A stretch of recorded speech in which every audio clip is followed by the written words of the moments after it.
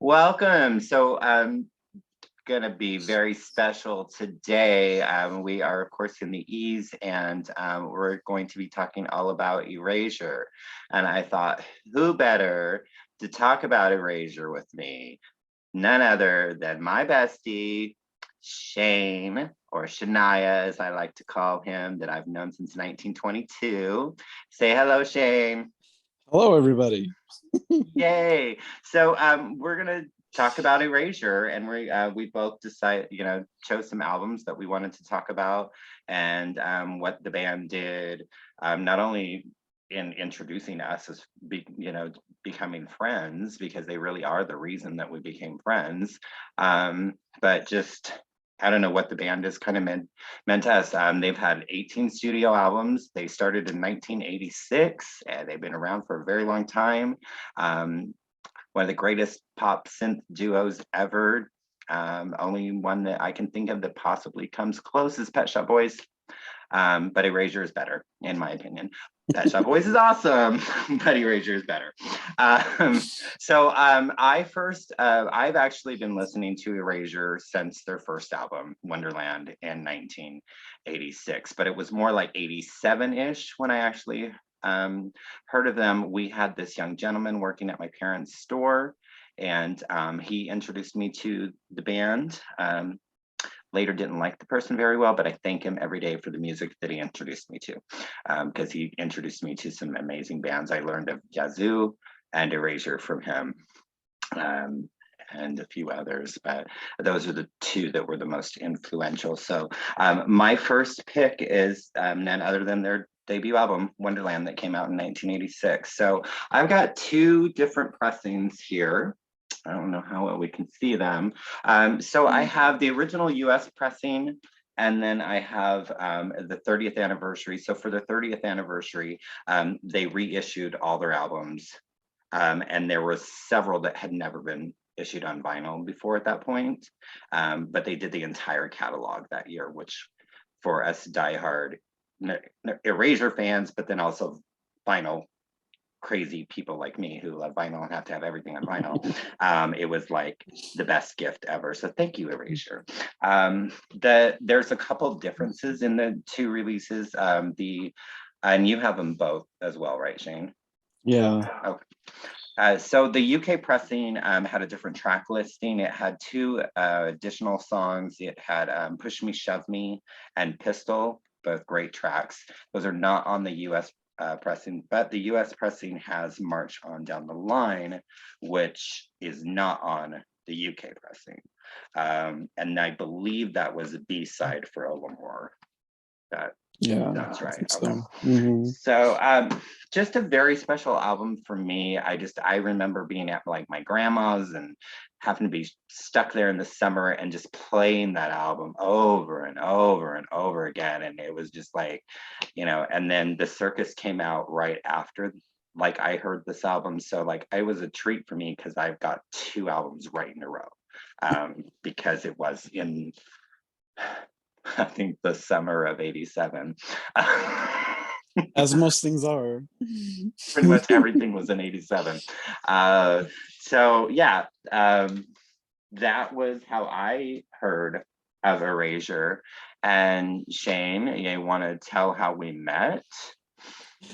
I do. I probably whatever it was, 89, when we moved to Snowflake from, I used to live in like the Phoenix area, and I had heard, like some of the songs that we love, like I'd heard People Are People from Depeche Mode, heard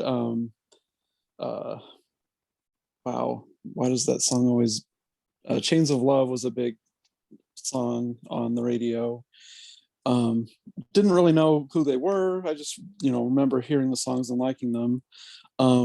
At some point, I had become friends with your friends, our mutual friend Heather, and she had introduced me to Yaz, and she made me a copy of the Touring Circus, which was like a remix album of the Circus.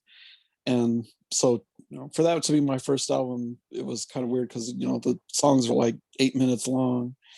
But just remember playing that thing and just wearing it out. And then hearing the first time, I think maybe it was you gave me your copy of The Innocents, and I made a copy of it, and I just remember like, oh, this is that song that I liked. But yeah, being friends with Heather, and we were in Miss Wiener's class. Miss Wiener.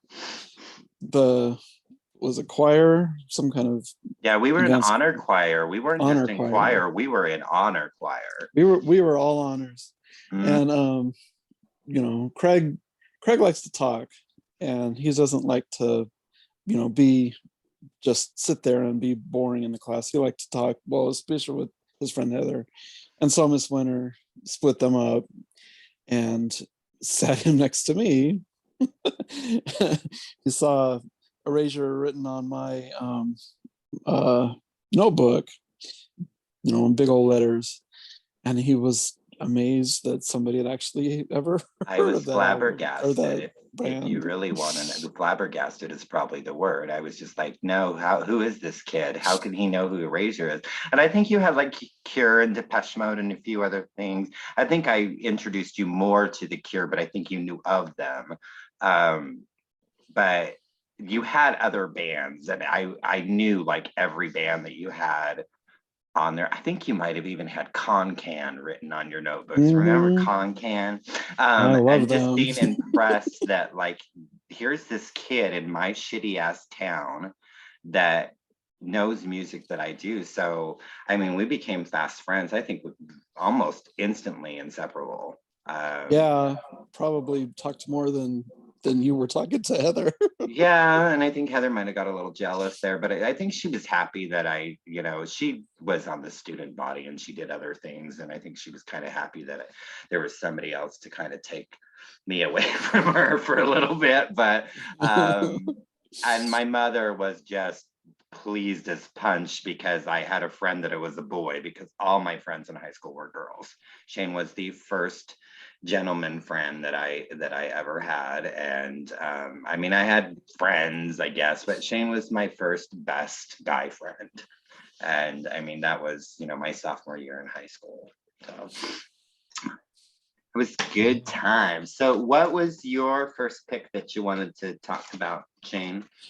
My first pick that I chose, we had a lot of the same albums, so I found some of the other ones. I chose their album Chorus, which came out, what year was it? 1991 or 92? 91. 91. And I was actually in Minneapolis serving a mission, or at least part of a mission. And the album came out, and missionaries aren't supposed to listen to like pop music or anything, but I did anyway. I got the Chorus CD single, was probably the first thing that I got, just because I knew I could get the album at any time, that the singles were always hard to come by.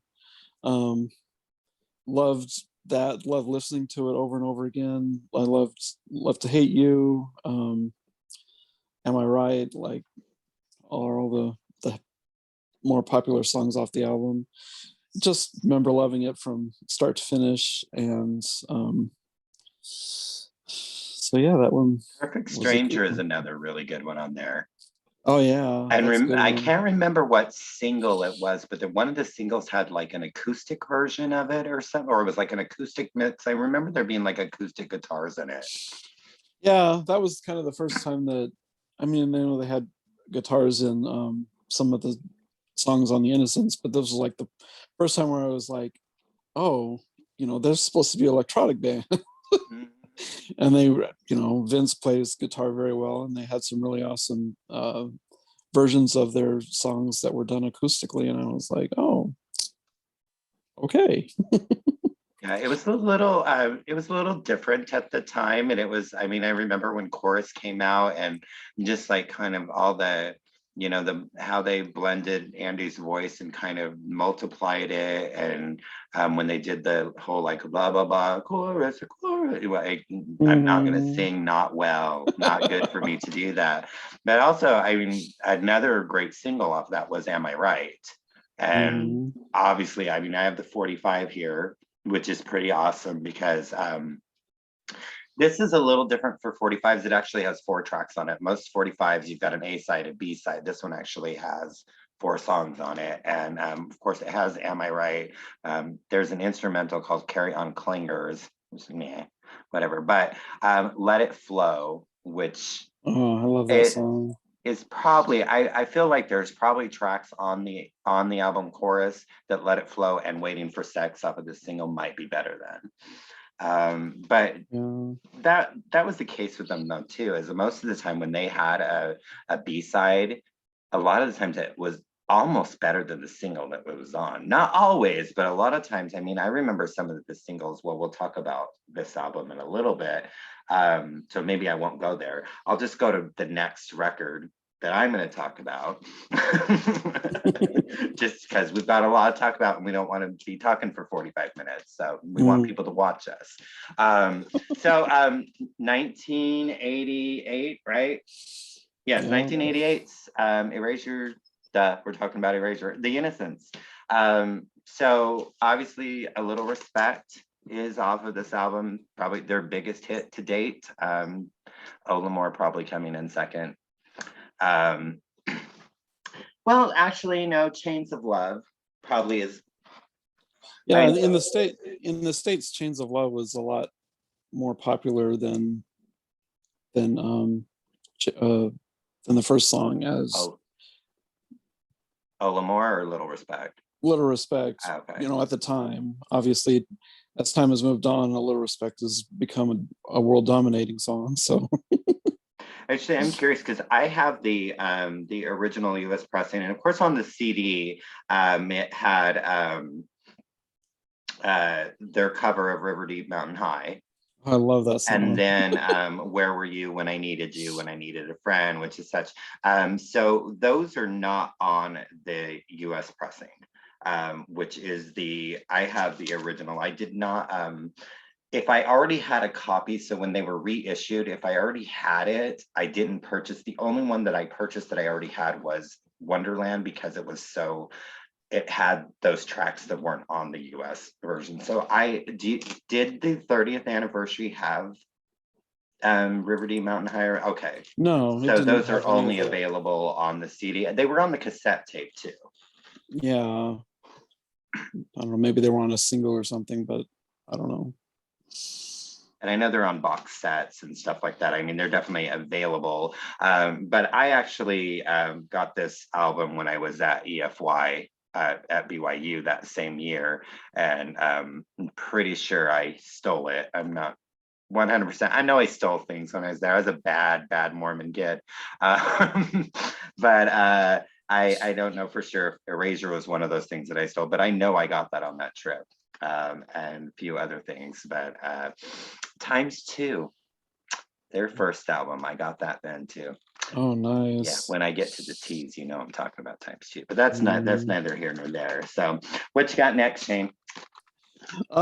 Next one I'm gonna talk about. I got I say. Um, this was an album that came out 1994. It was like one of those albums that came out and I wasn't really expecting it. Hadn't really heard much about it. I remember buying probably the cassette at the time, um, putting it in my car radio, driving around town with my parents in the car, listening to the album. And it was just like, oh, they've done it again. They've just, these amazing albums that are just, you know, one song flows into the next one. They're all good. Can't hardly find a bad song in the bunch. And I just really loved it. Of course, Run to the Sun was the one that we always played, which is a good one. And I Love Saturday, the singles. Of course, most people know Always because of the unicorn video game that everybody used to play on. There's a Back unicorn video game with that song in it. Yeah, it was, I don't remember what the game was called, but you played a unicorn and you had to like jump like over these, or like jump cloud to cloud or something, and the clouds would get further away and you had to, I don't remember even how you played it. I just remember watching videos of people playing the song or So the Always game. was, And I did not know that, but I don't know anything about video games, so I'm stupid. A Pac-Man, Donkey Kong. There you go, video games. yeah, it was just like one of those online video games that Huh. for some reason Always was the song for that. So Well, I still will not listen to Always when I'm driving a car because well, yeah. my very first car, which was a 1987, there's that year again, Geo Metro, and I was going around a corner the night I bought that car, and the tire blew, and I went through a barbed wire fence, and I was listening to Always when that happened. So I have never, if Always comes on, I actually don't even put it like on, yes, I still use my iPod. I don't even have that song on there because I don't want there to be a chance that that song's going to play while I'm driving. That's how superstitious I am. I love it. I'll listen to it at home. I just don't want to listen to it when I'm in a car. And I'm sure you have this one too, Shane. And it's so important that we talk about this album because this is the first album that came out after we became friends. And of course, we have to discuss, I think it's 89, right? Yeah, 1989. Yeah. Wild. We drove in your lovely family van and we Skipped actually went school. to Walmart in Soho and they actually had it.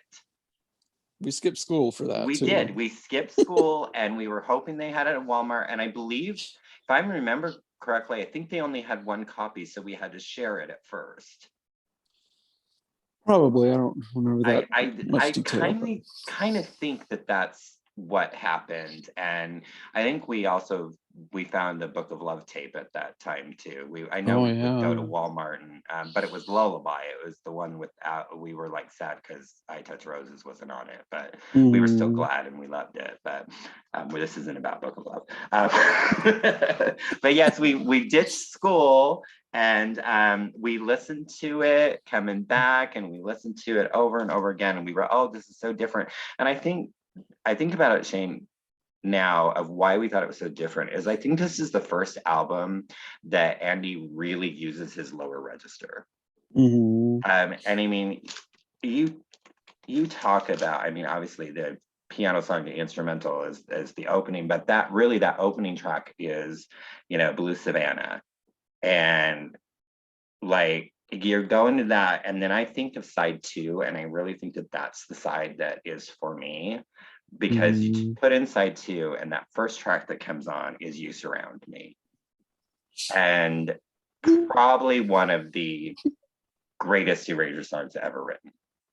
Yeah. Like, I don't know if I'm alone in that, but those first notes, and then he's got that lower register, and just kind of like, don't ever let me take you for granted, and whatever the hell else he says, but you're just like, yes. Yeah. Yeah, I love that song. The first time I heard it, I was in love. And then was it how many times I was like, wow, Andy can really hit those low notes too. Well, and then of course you have, silly little La Gloria on there. You got to see Susie dancing with her red dress and her red hair and yeah. Yes. And of course, Brother and Sister was a big song for us too, and round and round and round. Round and round and round and round and round. I would try to make my own remix tapes. They were bad. They were really bad because I would just rewind stuff and like record. So there was this one mix that I did of Mix. I used Mix lightly of Brother and Sister. And I swear like 3 minutes of that mix was them just the round and round and round and round and round and round. And we loved it. But yes. so what else you got, Shane? Oh, the next one. I think I went with a probably a controversial choice just because it's not a very popular album. Um, Mostly because the mix on it, people don't like it. I have a trouble with it. Just like if you put all of their albums in a thing and hit shuffle, anytime a song from this album comes up, you have to turn the volume up, and that's Love Boat. Um, Mostly the reason I chose this album was because this was about around the time when the sharing services, Napster, and all of those things were very popular.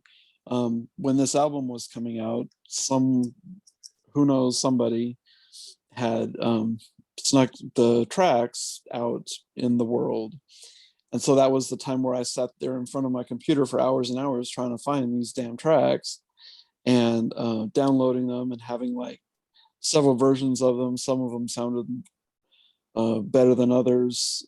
And so pretty much before the album came out, I had the whole album. But You sent of me course, a copy. yes, of course, I still purchased the album just Of because course, you have to. we all Um, do. and I love the album from start to finish, but there are some songs that probably aren't really that great. I mean, I can appreciate Freedom, but it's not, it's a good song to start an album, but it's not a great song. Well, there was Um, it was like the Motivate or something. There was a remix of Freedom that was so much better than the album version. And I think it yeah. was like the Motivate remix or something like that. Mhm. But I remember really, really enjoying that remix, but not really and it didn't have that tin can sound like Yeah, the album, yeah. like the pretty much the whole album does. But also Alien is on that record, Yeah, right? Alien, it's a really And good song. I love yeah, that song. that's one of my favorite tracks of theirs, and it's my Yeah. favorite track on that album. And probably your least favorite song. Um, the what's it called? Oh, Moon in the Sky. I Oh, don't Moon in the know. Sky. That was the other single that they had, and the remixes are actually really good on that one. But I just remember hearing the album version, and it just kind of had that low thumping, like steady beat that I was just like enamored with for a long time. I don't listen to it as much as anymore, but um, Mad as We Are, I love that song. Here in My Heart, I just love singing along to these songs. So, Not as so we yeah. are actually. I really do enjoy that song. And there was this band that did an Erasure cover EP, Haberdashy, I think was Oh their name. yeah. Remember Hmm. their cover of Mad as We Oh, I Are? love that. Yeah, that one I was hate to awesome. say it, but I almost like their cover better than the original. But like that doesn't sound right, but yeah, I kind of did. I think it's because the sound again, it didn't sound like it was in a tin can. So Yeah, um, exactly. next, I remember when this album came out, and at first I didn't really care for it because this really they're self-titled 1995 Erasure. I'm trying to get the cover in there. I think what was not so great about it when it first because there are tracks on there that are like 12 minutes long, and it's all this there's this ambient all this weird stuff, and it was actually probably 4 or 5 years after it came out that I really started to listen to this record and listen Mm. to the message and the importance of it and just the pure genius of it. It was for a long time it was like listed as people's like least favorite Erasure album. And then all of a sudden, when people started discovering it and really actually listening to this record, they're like, you know what, that's actually probably my favorite. And I would definitely say that it is definitely in my top five, if not my favorite Erasure record of all time. Yeah. And there's just the stories and the feelings. And I mean, you've got Stay With Me, which that was the single. That was the first single, right? Which Um, for a first single, Stay With Me was a little weird. Well, I think I don't know if it was the first single, but the first one that I heard was Was it Fingers the and Thumbs? Fingers and Thumbs, because it was on the Wigstock soundtrack. Okay. It was a demo version, and it's not the same as the album version, but that was the first song that I heard from that album. And I mean, love the way you do so. Oh, so good. But probably the track that just, I mean, well, Rock Me Gently is one of them, but Grace is probably the track that just stands out the most to Yeah. me on this album. It's so hopeless, but then it's not. Like it's just, Hmm. he's reading the paper and all this tragic bullshit is going on. And, but then I don't know, it's a song that has always resonated with me and is probably my absolute favorite track off of this record. Yeah, that's a good one. I love that one. I love singing along with Rock Me Gently. Mm-hmm. And I think we have one each left. So what do you got? Oh, I'm having trouble trying to decide. I love Union Street because it was like the acoustic album that was another one of those that you're like, I never really thought of that. And of course it went with their um the album or the tour that we saw where they did basically like country versions of their song, and you're just kind of like, you can do that with this song. Yeah, well, that concert, and that actually was my final pick. So let's go ahead and talk about it, and then we can Oh, discuss. okay. So I'll just show my cover here. So as Shane was talking about, Union Street, which is what year here? 2006. And it was basically acoustic recordings of a lot of their songs. Boy, which was the first single off of this, that song was originally on the album Cowboy. And I Mm, actually like the version on Union Street better. I yeah. actually like that song better acoustically. Mhm. Um, there are some on here I really don't like. Piano Song, I wish they would have done a different song because it's Piano Song, it's not Guitar Song. Yeah, it's supposed to have a So piano. it seemed a little weird without a piano. I mean, it's pretty. It really is pretty the way it is on here, but it was one that I was like, okay, could you have done something from, maybe, I don't know, because I don't think we had anything from Circus or, some of those older ones on there. Um, I don't know. I just felt like there was maybe something else they could have done other than Piano Song. Yeah. I love the Rock Me Gently version on this. It is Oh, so yeah. gorgeous. It is so gorgeous. And Spiraling, which is actually, I'll talk about Spiraling a little bit. Spiraling was on their 1987 release, The Circus. Like Shane said, there was a kind of a remix album, The Touring Circus, but the last 3 tracks on that was done with an orchestra, and it was My Heart's So Blue, uh, If Spiraling I Could, and If I Could, and yeah. and then Spiraling. And Mhm. that version of Spiraling on Touring Circus Yeah. is the best version of that song. Like, it is And then when so they gorgeous. It's so with the violins and the cellos and oh my yeah. God, it's just such a gorgeous. And then they moved into Safety in Numbers, and I mean, it's Hmm. the shortest And little song in the world, but it's so wonderful. yeah, and in the original, he's kind of singing that as the song fades out. Hmm. So what I love Yeah. about the touring circus version is we actually hear the verses, and Hmm. it's so beautiful. I love it. So well, before we talk about your last one, Shane, I mean, we've seen it. We were kind of bantering earlier about like how many times we've seen Erasure, and I know. So I have seen them a total of 4 times. We did finally figure that out, but only 3 times with Shane. And then you've Yeah. seen them 5? At least 5. I can't remember if there was a 6th time, but I saw them on the Violet Flame. I went with a friend to when they were here actually in Phoenix. But that was the last time that I saw them because they don't hardly ever come to Phoenix. I know. Well, they hadn't been there in years. I mean, the other times, I mean, we saw them in Seattle. So, Yeah. I mean, the first time Shane had to, well, every time he's seen him in Seattle with me, he's had to fly, obviously, but he couldn't walk. Yeah. I mean, you could have walked, but that would have taken a long time. Yeah, and I probably would have given up before I even got outside of Mesa, but yeah, so 2003 was the first time we saw them, and I think 2011 was the last time we saw them together. And I still think, I mean, that first concert was probably most memorable because it was the first time we saw them.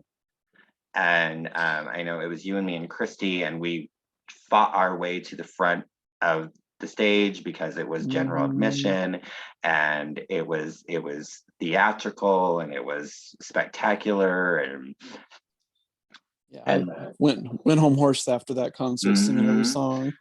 And then the second time we saw him was, of course, the Union Street, the acoustic tour, which that is probably my favorite show. Yeah, because we heard their songs in a way that we never thought that we would hear them. And I think also just seeing Vince play the guitar, like we knew he could do it, but just him up there and not behind a computer, and just like, I don't know, just seeing like the musician that he is. Yeah.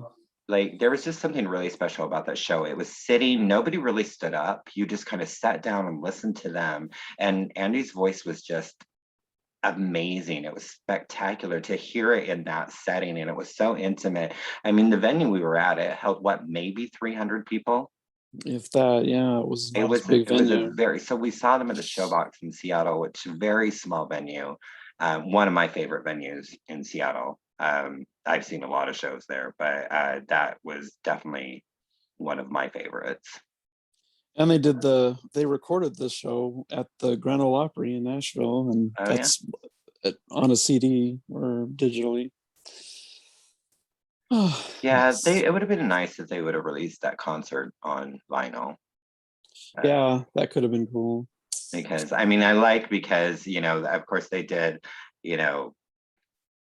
I think Love to Hate You, I'm sure was one of the ones they did. I know they did Victim of Love, which was one of my favorite ones that they did. I was so excited. Victim of Love, which is kind of odd that I didn't talk about the circus that much. Victim of Love was the first song, and of course, remember feeling so dirty listening to Sexuality?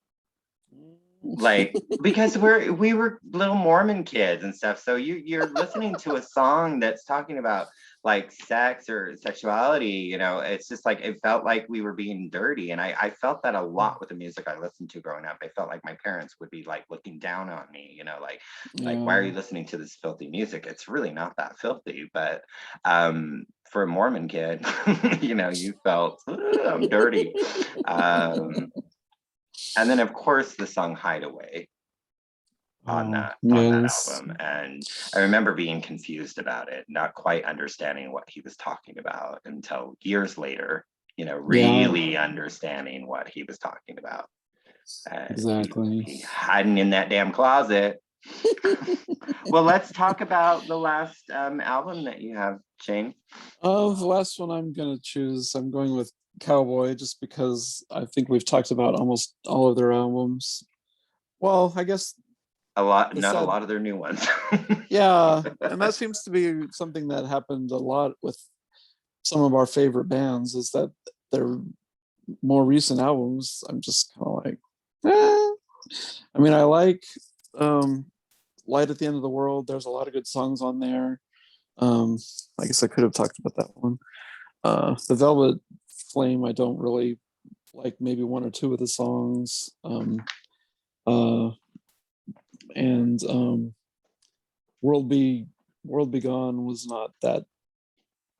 I mean, it's a good album, but it's just I don't listen to them start to finish. But But I remember listening to Cowboy the first time. It starts off with Rain. I just remember most of the songs that I really love of theirs are the ones that I love singing along to with me and Andy. um, and that was a fun song to sing. Yeah, but anyway, that when did this come out? 1997. So that was 10 years on. We were loving Erasure albums, and Yeah, that was the year that I moved to Seattle, but I know that record came out before I left. yeah, I just love the artwork. It's got this, the cow. What do you call those things? Where you? Yeah, and what the hell are those things called? I don't know. I don't remember. The bunking riding. Woo, yeah. Yeah, exactly. And like the 70s or the Buckaroo thing. 60s, the 50s and 60s, like decor of whatever room this is. So just because I have the UK original pressing. Oh yeah. So I do not which it looks exactly the same, but Mhm. I do not have the 30th anniversary. I'm curious, is Rapture on it? Rapture, no, that was on a single. But it was on the CD release. Was it? Yeah, Rapture was on the CD release, Hmm. which Well, I is know their it was a cover of Blondie's Rapture. yeah, it was a B-side from Don't Say Your Love Is Killing Me, but Okay. Because I had the CD and I know that Rapture was on the CD version. And that's something. actually, what is Yeah, that that song? was that's Magic Moments. Magic Moments. That was at the end of the CD. Yeah, that was on the one that I bought, like, and I think I gave to you. Um, it was like when they first released the album on CD, and it doesn't exist on any of their albums on after that. But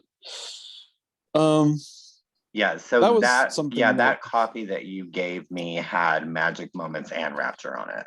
yeah. Oh, okay. Yeah. But that was another thing that I guess we kind of haven't really talked about. And of course, one of their biggest albums was their 4-track EP cover album of Abba. Abba. Mm. They've always done really good cover versions of songs. There's a lot of their songs that when I was listening to the tape version of the Touring Circus, they had "Gimme, Gimme, Gimme" at the end. I had no idea that was an ABBA song. I just loved the song. And when I heard ABBA's version, I was like, hey, I know that song. So they always took any song and they just made it their own. I mean, we kind of talked about the stuff on The Innocents when I needed, or the River Deep Mountain High. River Deep Mountain High, in which actually I think that was when we weren't recording. I don't know. Oh. Well, but anyways, they did cover, if I already said it, oh well. They did cover, River Deep Mountain High, and then which that was not on the vinyl the pressing. album. It was only on the CD and cassette version, which that happens a lot with their stuff. Yeah, they just decide, oh, we're gonna have this random release thing. I think it has to do with the UK album charting. Mm-hmm. Like if you have a single that's just a little bit different, it counts, as a second sell, which, I don't fault them for. We got a lot of cool stuff that we have to actually search for. And that's how you know that you're a true fan, when you go and search for those things. But so yeah. Well, and they did do a cover album, Other People's Songs, which did there was some good. I mean, I loved their Salisbury Hill. I do love that cover. Yeah, they did Salisbury Hill. Everybody's Got to Learn Sometime, Make Me Smile. Do you know Duran Duran covered that song too? I did, and I listened to it was like a live Yeah, it version wasn't as good, but on a soundtrack that I had somewhere, and I was like, wow, that's awful. Um, they have a lot of like those 50s like and 60s girl group kind of covers that Andy wanted to do. Um, but yeah, it we didn't wanted really, them to cover Dolly, but they didn't. So yeah, it didn't really get a lot of love, mostly because I don't know, at the time Andy was just looking for something to do, so he started kind of doing cover versions, and then they were like, oh, why don't you just make that an Erasure album? And Vince was like, oh, okay. So, throw some uh, obviously when well, you can just throw an album out there with hardly any time to plan, and it still is good, that you're a great artist. So yep. Yeah, so I am. So I mean, obviously, Erasure has been with us through our entire relationship, friendship, which we're 30 something years strong here, and yeah. I don't imagine that Shane won't ever be in my life unless one of us are dead. But we'll still be there even if we're dead. Can't get rid of me that easily. Well, Shane, thank you so much for talking about Erasure today. Hopefully we weren't too long. Um, but yeah, it's been Thanks for having awesome. me. Of course, I hope everyone's enjoyed. So of course, how do we end all my videos? Thanking Thanking you. you.